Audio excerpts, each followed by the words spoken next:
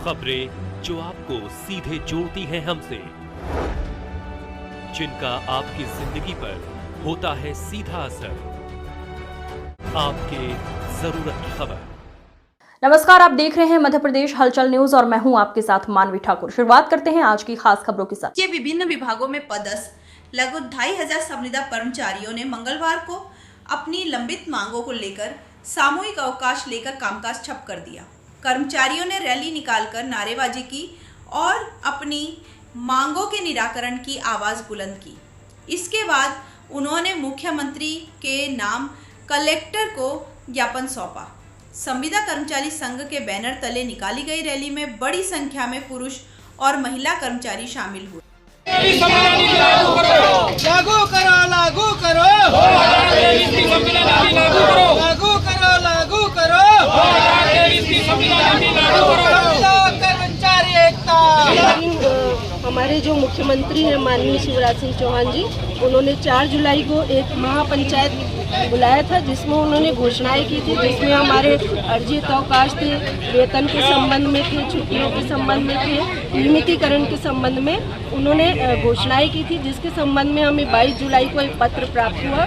हम लोग उसी जो घोषणा के संबंध में उसे लागू किया जाए उसके संबंध में आज सभी एकत्रित हुए हैं। संविदा संयुक्त संघर्ष मंच का जिला बालाघाट से बताएंगे किस संबंध में आज आप लोग रैली आज जो हमारी रैली निकली है, ये संविदा संयुक्त संघर्ष मंच के तहत में भारतीय मजदूर संघ से संबद्धता है। उसके तहत में ये रैली आज हमने ज्ञापन का कार्यक्रम सभी जगह पे पूरे प्रदेश भर में आयोजित किया गया था, जिसके तहत में निकला है। ये जो नीति है हमारी 2023 की संविदा नीति थी, उसको शासन प्रशासन से लागू होने के बाद भी माननीय तत्कालीन मुख्यमंत्री महोदय जी द्वारा जो नीति लागू की गई थी, विभागों के प्रमुखों द्वारा उस जो पूरी नीति है उसे अलग अलग विभाग ने अपने अपने हिसाब से काट छाट करके लागू की है।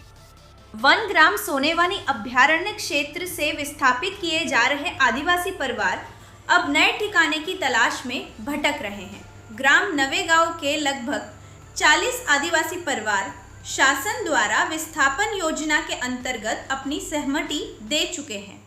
अब ये परिवार ग्राम पंचायत साल्हे लाल बर्रा अंतर्गत आने वाले ग्राम खैरगोंदी में बसना चाहते हैं। नवेगांव, सीलेजरी, चिखलाबट्टी, ये तीनों चारों जो गांव वन ग्राम है, यहाँ शासन ने उनको विस्थापित करके दूसरे गांव में बसाने का प्रयास किया। नवेगांव के करीब 40 परिवार हैं। सोनेवानी का जो परिवार है वो तो आष्टा इंदौरी जाके बसने के लिए है, वहाँ भूमि उपलब्ध है। और चिखलाबट्टी के भी लोग काफ़ी टेकाड़ी में बसना चाह रहे हैं जहाँ पर भूमि उपलब्ध है। लेकिन जो नवेगांव है जहाँ 40 परिवार है, इन लोगों की खेतीबाड़ी खैरगोंदी से लगी हुई है और इनका आपस का संबंध जो है वो एक दूसरे के बीच है बना हुआ। और खैरगोंदी में यदि 40 परिवार बसते हैं तो वहाँ आबादी भूमि की कमी, क्योंकि आबादी जो भूमि है वो खैरगोंदी के लिए काफ़ी। हम ये चाहते हैं कि जो वनग्राम नवेगांव से जो उनको विस्थापित किया जा रहा है, तो उनकी 10% लोगों की भूमि हमारे खैरगोंदी में है। और हमारे खैरगोंदी में जो आवास की आबादी की जो जमीन है वो बहुत कम है, इसलिए जो खास मद की राशि उसको परिवर्तन करके उनको दिया जाए, जिससे उनकी सुख सुविधा प्राप्त। जनपद पंचायत बिरसा अंतर्गत ग्राम पंचायत गिडोरी की प्राथमिक शालाएं इन दिनों बदहाल स्थिति में हैं। जर्जर भवनों में बच्चों को पढ़ाई कराई जा रही है, जिससे कभी भी बड़ी दुर्घटना की आशंका बनी हुई है।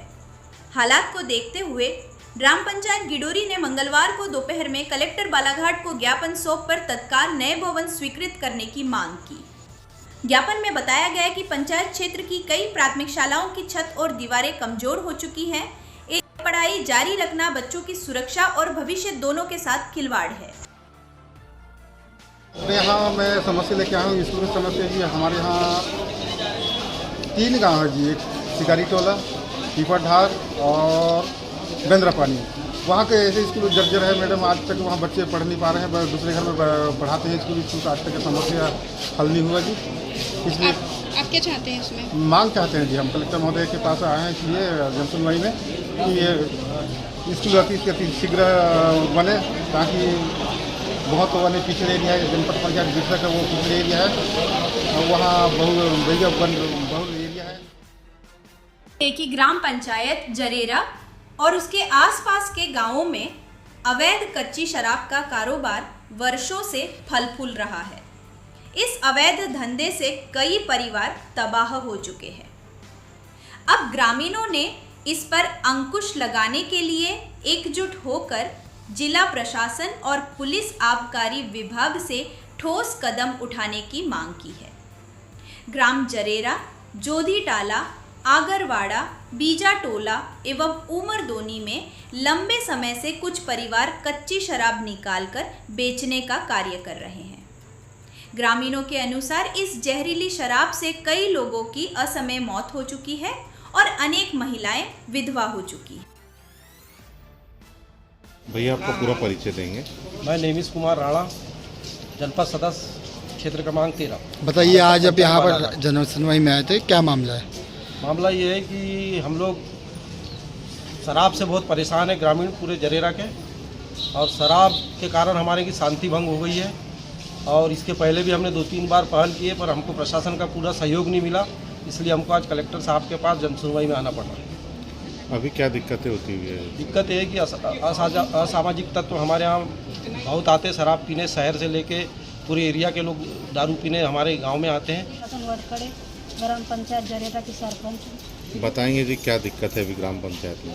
क्या है, हमारा महिला बहुत परेशान है कि दारू के संबंध में, इसलिए हम लोग दारू बंद करवाना चाहते हैं।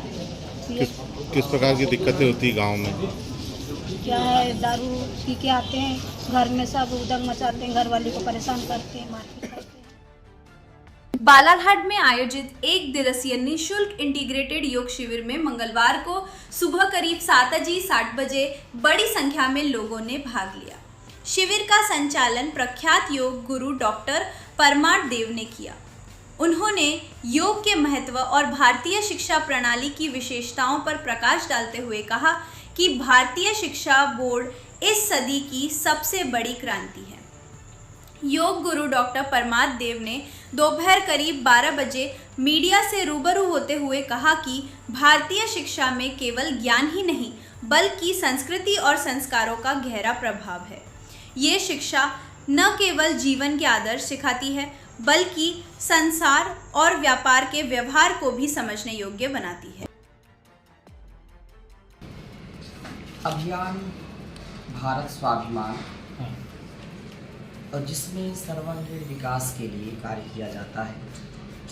भारतीय ज्ञान परंपरा, ऋषि परंपरा और स्वावलंबन, आत्मनिर्भरता, पराधीनताओं से मुक्ति, मानसिक पराधीनता, इंद्रियों की पराधीनता, वैचारिक पराधीनता, सांस्कृतिक पराधीनता और स्वदेशी का प्रयोग, जो विदेशी चीज़ें हैं उनका अब कोई हमारे सामने विकल्प ही नहीं है।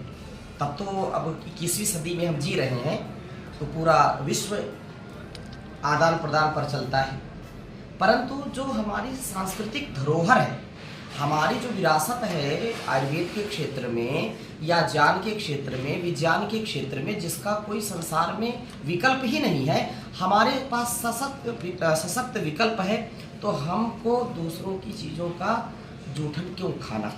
खबरों में अब तक के लिए बस इतना ही। फिर होगी आपसे मुलाकात, तब तक के लिए नमस्कार और देखते रहिए मध्य प्रदेश हलचल। ऐसे ही लेटेस्ट अपडेट पाने के लिए हमारे चैनल को सब्सक्राइब करें और तुरंत नोटिफिकेशन पाने के लिए बेल आइकन प्रेस करना ना भूलें। यदि आप हमें फेसबुक या इंस्टाग्राम के माध्यम से देख रहे हैं तो हमारे पेज को फॉलो जरूर करें। धन्यवाद।